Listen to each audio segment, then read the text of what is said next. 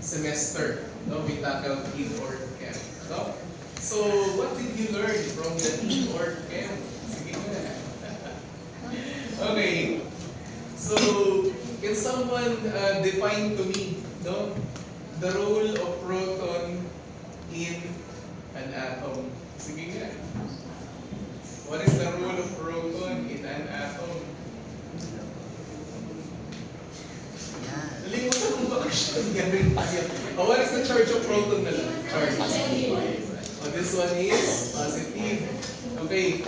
Oh, now, the role. Ano yung role niya? Saan siya equivalent? Anong number? Atomic number. Yung number ng proton, equivalent sa atomic number. Tama ba? Okay. Now, yung atomic number, pag nagbabago yung number na nandun, nagbabago na yung entity, yung element, tama ba? Okay, so ibig sabihin po yung proton yung responsible for giving, no, the identity of the element, no, yung atom. Ayun. So, sige nga, atomic number 1, ano yun? Anong element yun? Nitrogen. Atomic number 2, helium. O 3, ha? Beryllium. Ano? Beryllium. O, ano pa? O, atomic number 6. Atomic number 6. O, ano nga ba yun? O, calcium, carbon. O, ayun. So, napapansin ninyo, ito, magkakaiba sila ng number ng proton, ano? Ayan. So, nag-iiba-iba rin yung identity nila. Tama ba? Ayan. So, ibig sabihin po, responsible yung proton for the identity of the atom. Kung anong element siya. No? Now, what about electron? Para saan ang electron? Reactivity. Oh, it's for the reactivity. Bakit? Bakit reactivity? Bakit? This is the one that we transfer or share. Tama ba? O if transferred, anong klaseng bond yun? Pag transferred? Ionic or covalent? Ionic is the transfer of electron, di ba? So yun.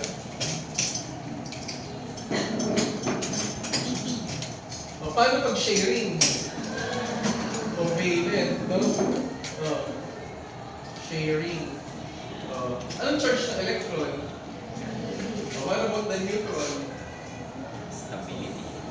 This for stability, this one is neutral. Tama? Okay. So alam niyo na yung itong tatlong to, yung bumubuo sa isang atom. No?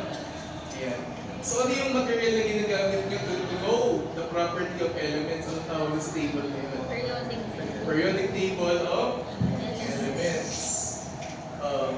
Let's say sa computation, you saw this kind of unit. Anong ibig sabihin ito? Capital M. Molarity.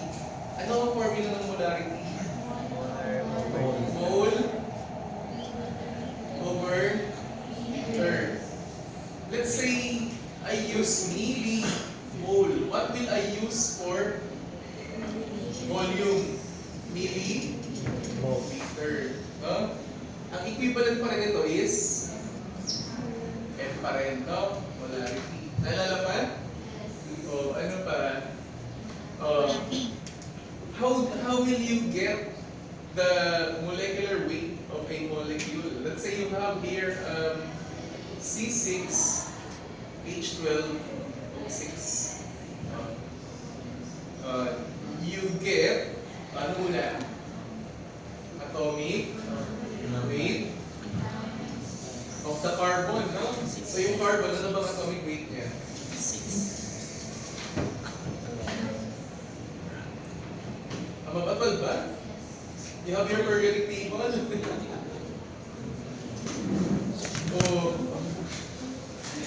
Times, ano to? Times na natin sa 6 to, ano? Bakit? 6 anong galing yung number na 6? Number lang, atom ng carbon. Sige nga.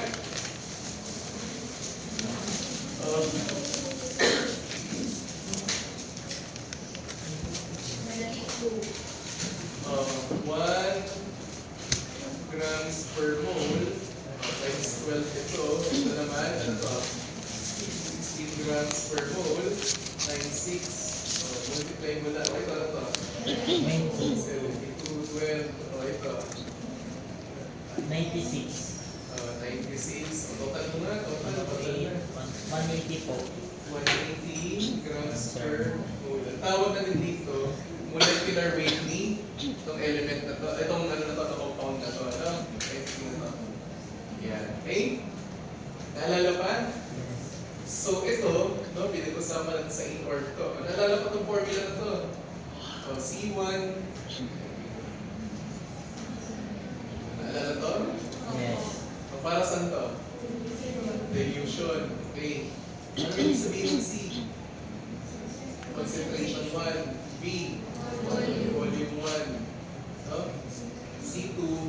B2. Obviously, concentration pa rin to. Tapos volume pa rin to. No? Yan. Okay? Ayan. Oh, formula for density. Oh, what is the formula for density?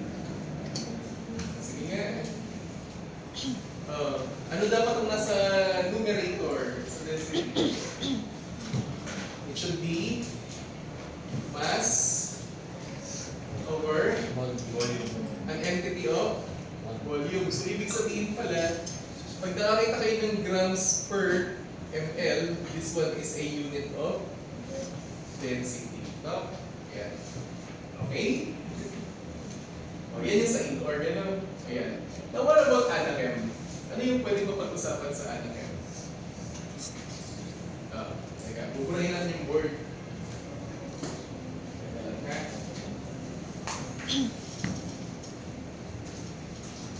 So, buburahin ko na ha. Recall lang yun, recall. Baga. Nakapag-chemical balancing equation ba kayo? Tayo? Sa leg? Okay, sige.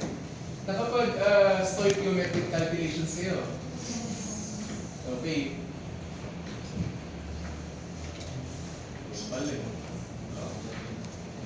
Now, yun yung sa in-org, no? Ayun. Oh, by the way, class, inorganic chemistry pa lang yun. What about the org-chem? What functional group is this?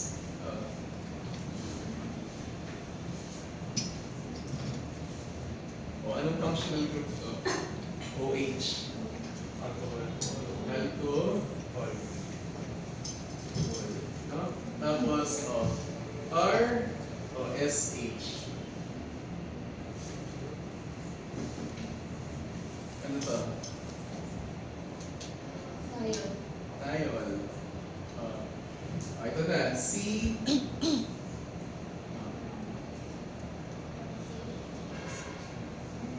Medyo malapit.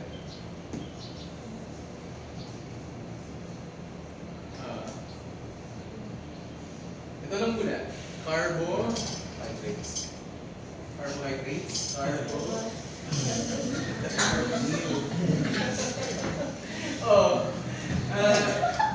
N. Okay. What about this one?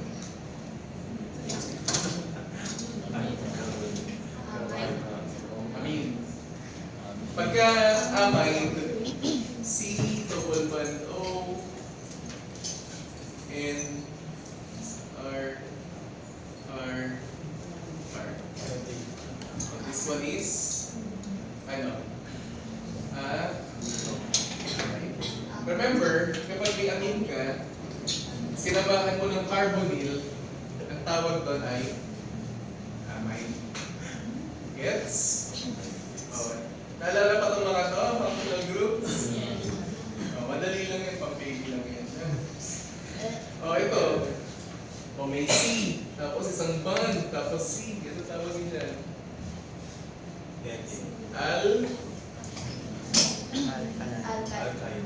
Alkane muna.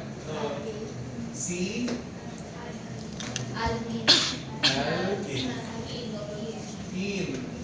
C. Aldab. Alkane. Ayan. Okay, naalala ba to? Sige, last na last na. O, yung piatos, di ba? Ester. Ah. Benzene or isa pang tawag? Phenol, kung meron siyang OH dito, may additional na OH. Alcoholic siya. Pero kapag ka ganito lang, pwedeng benzene or pwedeng siya tawagin Ready. Okay? Pag may ganito kang group, ano dapat ang mapapansin mo sa chemical? Meron siyang pag may ganito siyang symbol sa kanyang chemical formula, ano yung property na meron siya yung chemical? It should have aroma. Meron siya dapat smell. Kasi ito ay aromatic ring. So dapat may amoy siya. Di ba? Naalala? Oh. Ayun. So yun, no? Inorganic, organic, no? Organic chemical. Nag-drawing na kayo ito, no? Di ba? Dati. Pinag-drawing ko ba kayo? Nasa sir? Ni Sir Todd? Oo, pinag-drawing kayo? Ayun, yun yun. Okay? Drawing lang yan. O saan na kayo mas madali? Pang baby lang.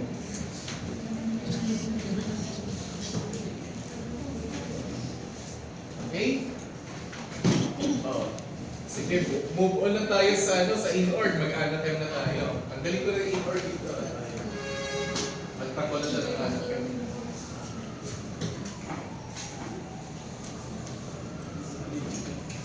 Okay. Class, ano ba ibig sabihin ng word na analytical? Okay. Kapag sinabing analytical, meaning it's to analyze, no? When you analyze something, what do? You're trying to what? You're trying to learn, you're trying to figure out, you're trying to determine, you're trying to describe, no? Sinusubukan mo ipaliwanag. Now, if you are trying to describe something, meaning that thing that you are trying to know is something that is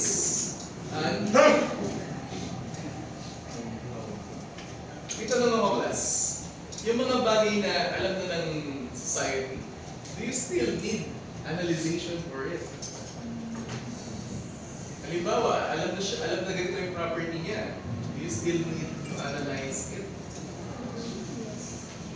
If there are things that are not yet known, no?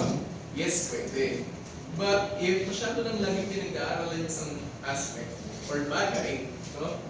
Ayan, so there's no need for you to analyze it further, no? Now, in here, sa Anachem, no? We are towards knowing the ano. So, dito papasok yung tinatawag nating, mailink po dito yung drug discovery. Okay? Or pwede mo rin malaman dito yung concentration ng mga bagay-bagay. Okay? Ano yung tamang concentration? Alin yung efficient? Alin yung working? No? Or if there are impurities.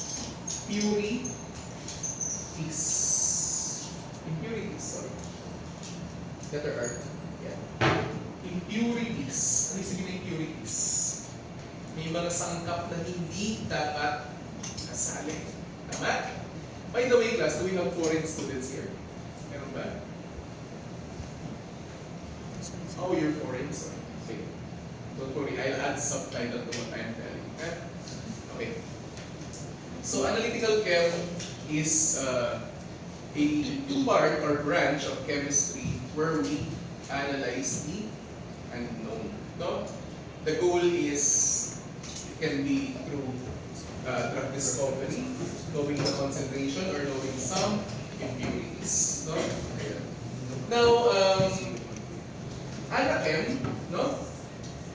You would be also using statistics. Plus, why is there a need for statistics in Anachem? Why? Why do we need to use statistics? statistics. And when you analyze something, no, quantities must be exact, no? Ayun. Now, ano ba ang role ng stat sa ANACEP? Anyone? Oh, anyone? Oh, I'll give you an example, class. I'll give you an example. For example, class, you have here, no? Let's say, meron kayong powder. Okay, you have a powder. And you want to know the exact, no, mass of this powder in grams. Okay. Then you have your analytical balance. Have you seen an analytical balance? Di ba? Yun nandun. Yan. Okay. Yung balance natin. Yung merong glass covers. Okay. Yan. Analytical balance. Yung purpose ng glass is to prevent air current. No? Ayan. So we have here a balance. Now we place this material, okay, in the balance. Let's say our first measurement is around 5.21 grams. Second measurement, okay, we have 5.20 grams. Third measurement, 5.25 grams. Now, which of these are you going to report? Alin dito yung i-report mo? Yung una, pangalawa, pangatlo. Alin? Una?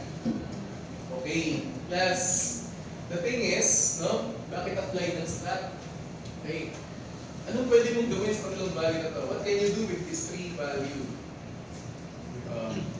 Get the what's X bar? Get the mean. Okay. So, ano yung mean? No? Summation of X over N.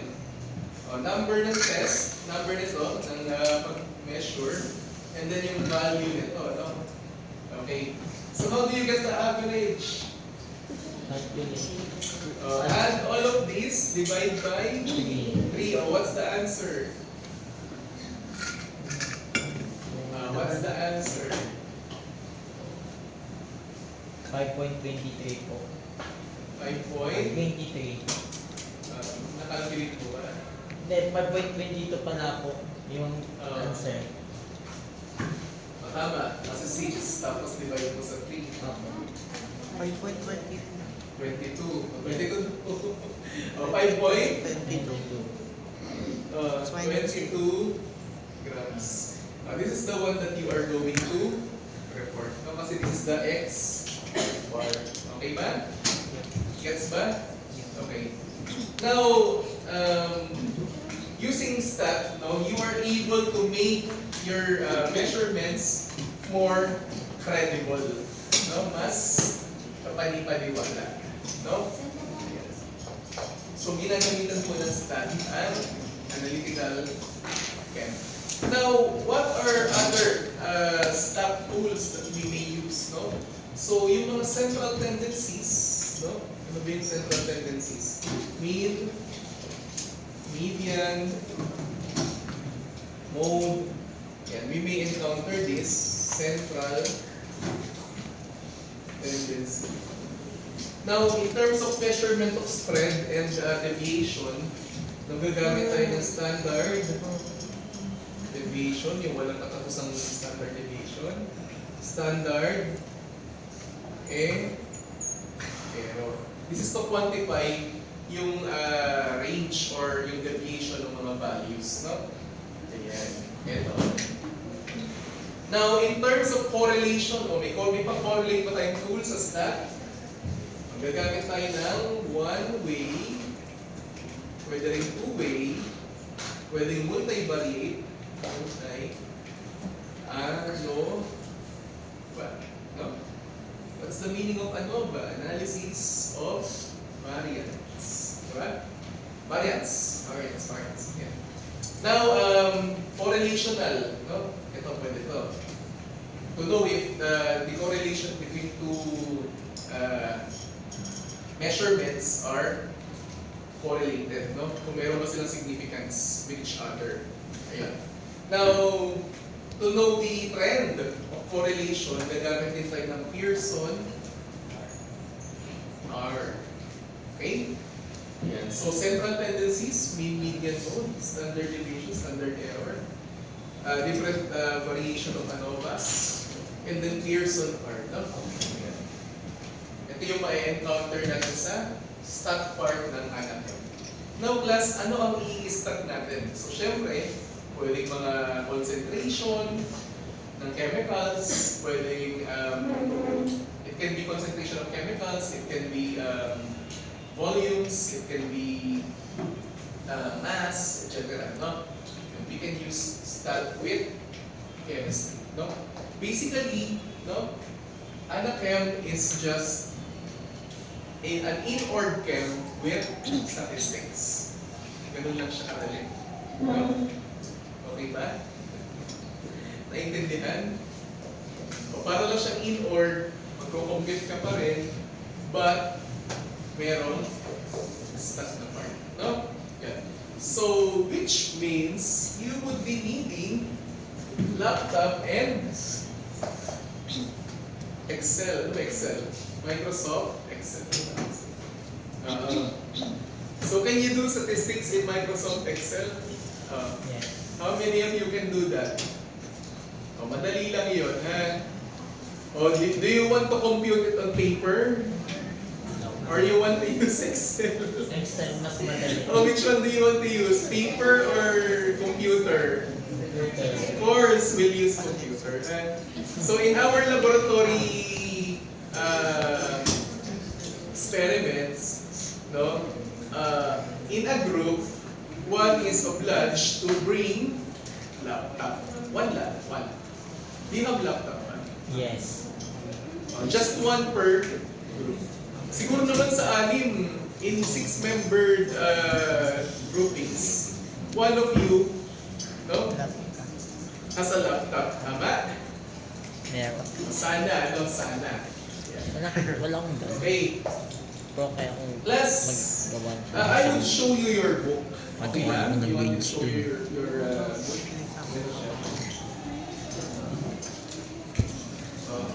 Then I would also send it in your GC. Nauna. Send it. May GC na ba? May GC na ba? Yes, may GC na po. I-add ko yung... Anong pangalan? Teka lang ha. Paunaan. Kindly add those who are not yet included. Plus, okay, it's done. Ayun. Okay, yung link na to, this will direct you to the book. Okay, yan na. Then you can download this and then you can print it. Bahala kayo, ha? Pwede nyo i-print if you want to read it in a paper. If you have a printer, no, at home, and then you can read it with your tablet or phone, no? Okay, yan na siya. The title is Fundamentals of Analytical Chemistry. Okay? Authored by James Holler and Stanley Rausch. Okay? Ano?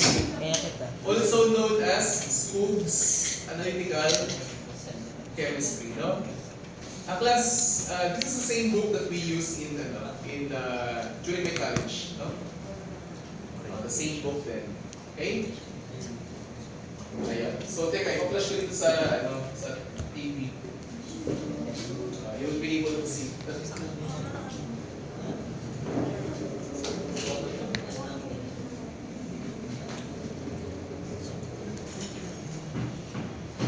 Kita na?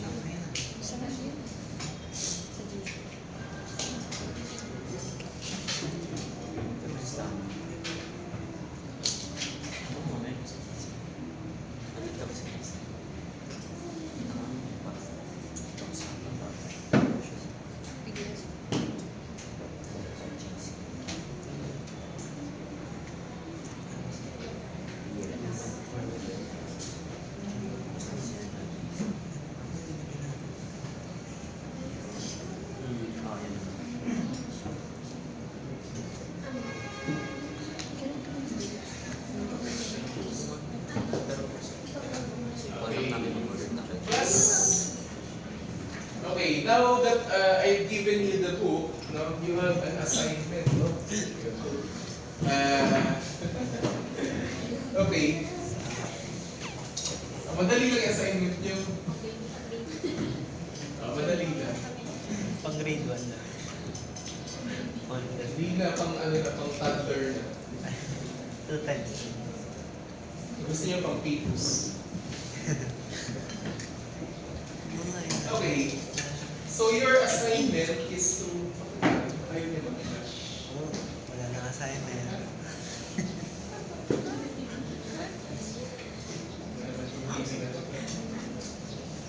Okay, bibigyan ng TV na to ah.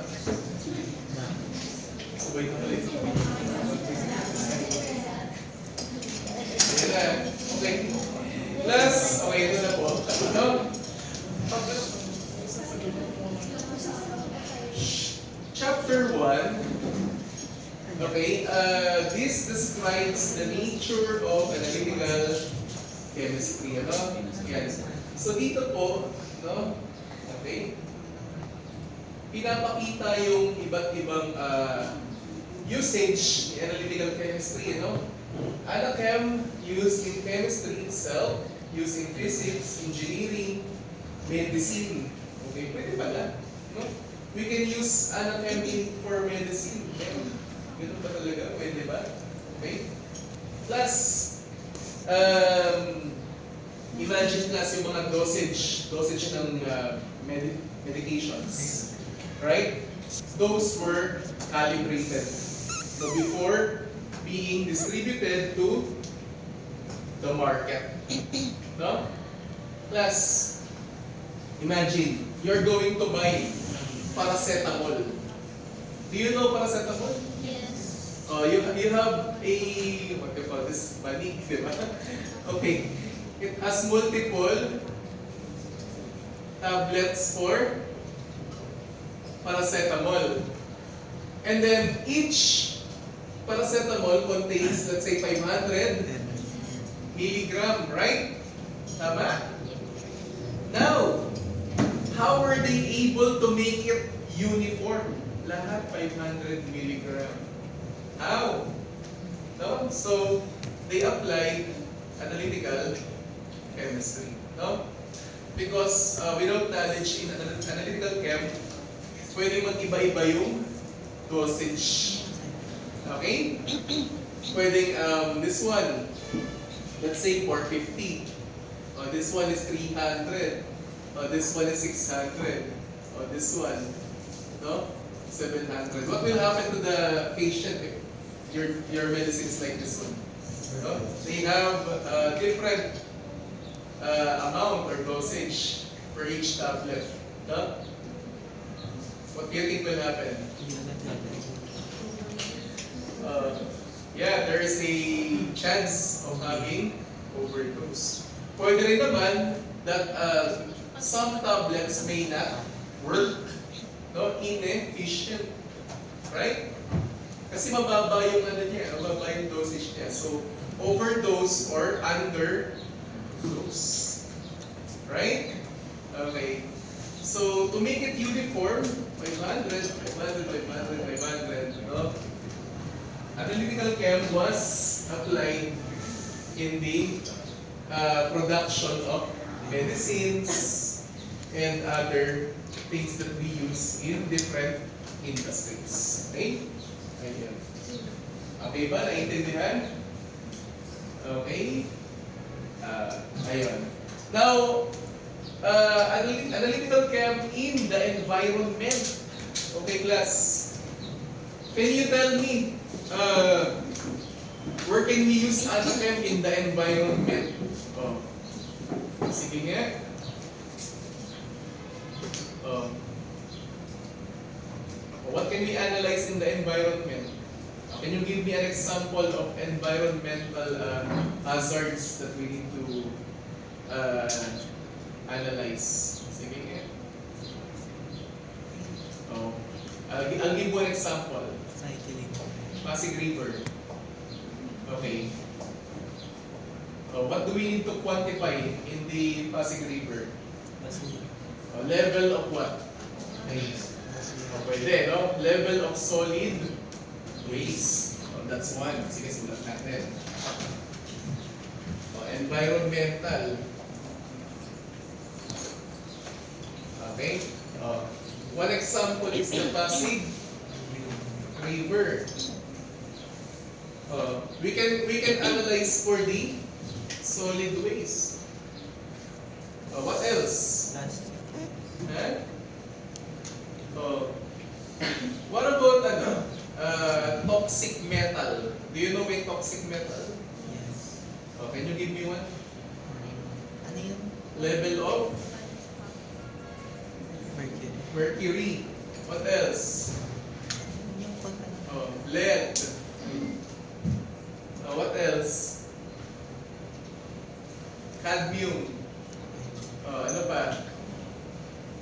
What else? What other heavy metals do you know?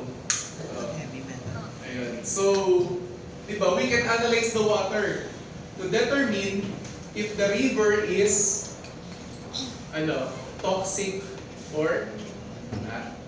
Gets ba? What about sa mga fields? Nice. Okay. Kung may sarili kayong entrada. Okay. May sarili kayong oras. Okay. So, Pasig River, no? We can analyze for the waste, chemical waste. Class. Let's say, in the agricultural fields, rice field, for example. What do we need to control? What do we need to control in a rice field? Concentration of, sige, pwede, that's one, no? Fertilizer, ano pa? Yung ginagamit para hindi masira, yung peste. Pesticides, okay. We need to control it, no? Pesticides, okay? Gets ba? So those are things where we can apply analytical chemistry, no? So, yeah. At the center of everything, there is analytical chem. That's why, way back noong early 2000, chemistry is the central science. No? Many scientists have thought that the chemistry is central science. No? Napaligid sa kanila. Okay? Ayan. So that's chapter 1. Now, in Anachem, it's not always about quantifying or measuring things. No? We also need to qualitatively observe the material. No? So, sa Anachem po, may dalawang klase rin ng data. You have quantitative and qualitative. What does it mean? What quantity? Quantitative. You have numbers. You are doing measurement. No? While for qualitative, you are trying to what? To describe. Okay. You want to describe, no? You want to know. For example, class, I would ask you, what is the color of this, the tip or the cap of this pen? Blue. No? Now, what about its texture? Is it rough or smooth? On this part, rough siya kasi may mga edges. What about this one? You can describe it, di ba? Okay. But that's qualitative data. No? What if, how long is this marker? From this point up to this end. You measure it. So that's measurement. No? That's quantitative data. No? So both qualitative and quantitative data may be utilized in Anachem. So expect that our experiments will have these variables. We need to know. Quantity, quality, etc. Yeah. Okay? Yeah. So that's the part of chapter 1. Ano? Ayan. So pinapakita na. Okay? Now, part 1 now describes as Ayan. Part 1 describes as the use or nature of analytical chem. No? Then chapter 2, buksan natin ito. Okay, part 1. Okay, chapter 2 will be about the chemicals, apparatus, and unit operations of analytical chem. Ano? Ayan. So yung iba't ibang units na ginagamit and tools that we use in Anachem. No? Okay, ayan. O measuring tool. Yan. So dito dinidescribe yung mechanism, no? Ni analytical balance. Ayan. So it has a magnet. No? Ayan. May sarili kayong discussion dyan. Mamaya na kayo ha. Ako muna. Ayan. Chapter 2 about apparatus and ayan, units, no? Units, teka, let me show you. Okay. Yan, so mga apparatuses like desiccators, desiccant. Ayan. Okay. Weighing, mga separating techniques, no? Filtering techniques. Yan, meron dyan. Chapter 2. Okay? Ayan. Now, unit for volume, normally we use liters and milliliters. Unit for mass, we use kilograms and grams and milligram. And gagamit tayo. No? Okay. Proper way of reading it, eye level. No? Pinapakita rin dyan. Ayan. Calibration. Ayan. Now, chapter 3. Okay.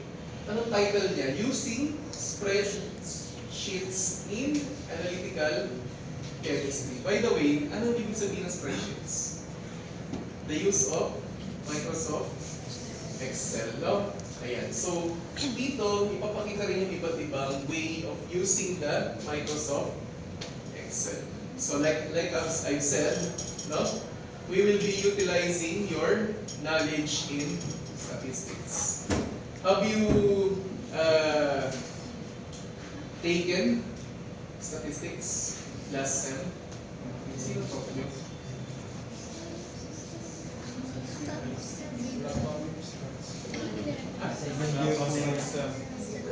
Senior high po. Wala pa kayong stat. Senior high pa? Okay na. Madali lang yun. Baby lang pa. Mean, median, mode lang naman. Okay? Ayan. So lahat kayo nakakita na ng ng spreadsheet. Next week, you have to bring laptop pa. I'll teach you how to use spreadsheet. Okay? Ayan. So the use of spreadsheet. I have two softwares that I would need to teach you how to use. Two softwares. One is Microsoft Excel, yung conventional, and the other is RStudio. No? RStudio is it uses R programming language. No? So magpo-programming tayo ng konti. No? Ayan.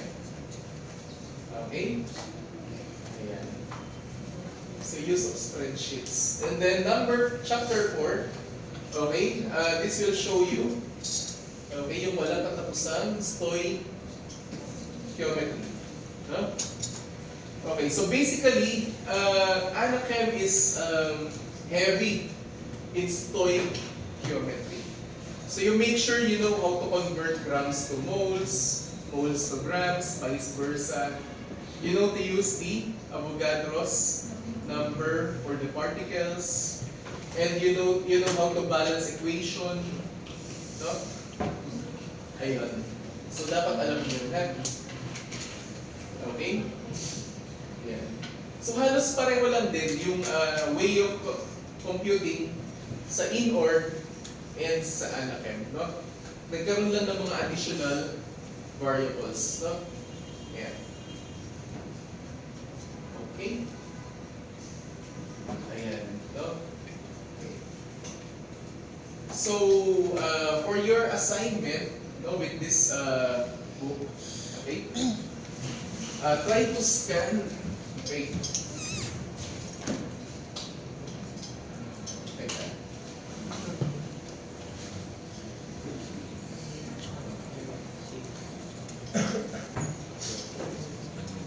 Okay. You have to read chapter 1 to 4. Okay? Before we have the actual lecture, no? Tomorrow. By the way, for tomorrow's lecture, I would be focusing on chapter 4 na agad. Chapter 4. Why? Why chapter 4? Nas. Kasi chapter 4, ano bang meron sa kanya? Focuses on calculation. Okay, that's the one that is the most important part of anatomy. You need to know how to compute things, no? Ayan. Chapter 4. Plus, yung chapter 1 to 3, the chapter 1 to 3, no? You can just scan on it. Pwede yung daanan lang or just see if you know those concepts, no? 1 to 3. Then the chapter 4, try to know the methods, no, of calculation. Lahat naman doon very very detailed naman po yung pagka-calculate, no? Okay? Ayan. Okay po. So that's for our first week, no, assignment. Gusto ko na naman. Ayan. Now class,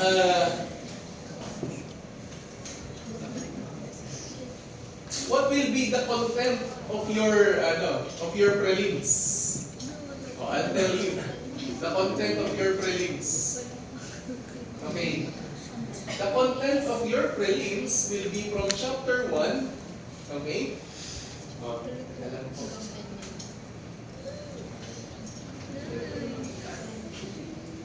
Di naman. Chapter 1 to 8 lang. Madali lang yan. Hindi, class, don't worry. Lahat naman ng chapter, yung 4, 5, 6, 7, 8, lahat ito i-discuss ko sa inyo. No? Weekly. No? So, this week, no, mag-i-start na ako with chapter 4. Next week, chapter 4 again, kasi mahaba ang chapter 4. Chapter 4 and chapter 5. Yung 6, 7, very short chapters lang ito. No, yung 6 at saka 7. Ayan. Kasi errors lang yung i-analyze sa chapter 6. Sa 7 naman, gagamit lang tayo ng stat.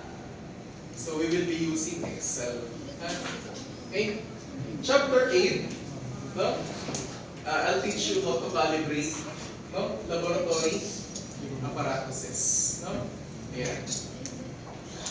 Good thing, for our laboratory session, what do we have now? We have laboratory room. Last sem, ano bang ginagawa natin last sem? We are borrowing other sections room, di ba? Okay. So this time may room na tayo. So pwede na tayo mag-experiment na madali. No? Okay. Class, about our room. 10 to 1, micropara. 1 to 4, medtech lab. No? Ayun. So pwede nga mangyari doon, class, ganito. First half, we can have discussion. Then the second half, we can execute the experiment. But don't worry.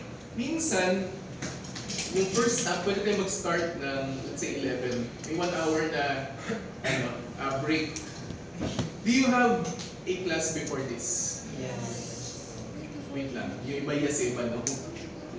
How many of you have a class before this session? Okay, all. Anong klase nyo? Community. Okay. Sir Eugene? Okay. Online or hindi? Face to face? Sige, I'll give you 30 minutes break. Yung normal time natin, 10:30 tayo mag-start. Lagi. Tapos, ang mangyayari ganito, class. 10:30 to 12, discussion tayo. Kasi I can do the discussion in an hour. Okay? Then yung 12 to 1, you can have your lunch Yes. break.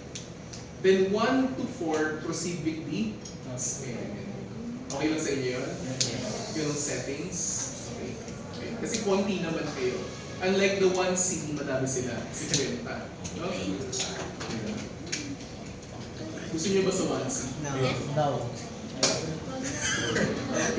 Okay lang naman. Pareho lang din naman. Same lang din nung setup natin. Yes. Ano yun? Wala lang. Nag-stretching ka lang. Wala ko malala pa pala. Okay, class.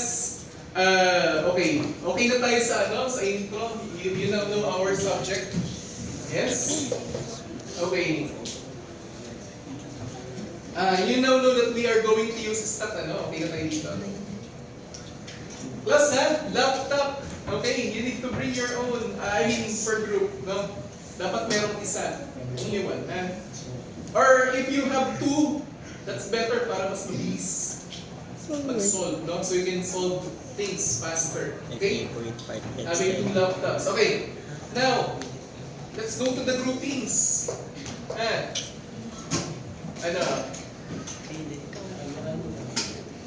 Let's have our groupings. Okay? Now, for our groupings,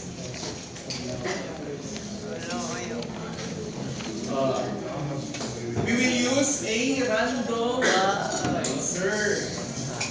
Okay. Here's the catch. Here's the catch. We will use randomizer, but I will give you 2 chances for rerun. Reroll. Kumbaga. Ibig sabihin ng reroll, no? Pagka nabuo na yung groupings, you can still ask if you want to change it. Random ulit tayo. No?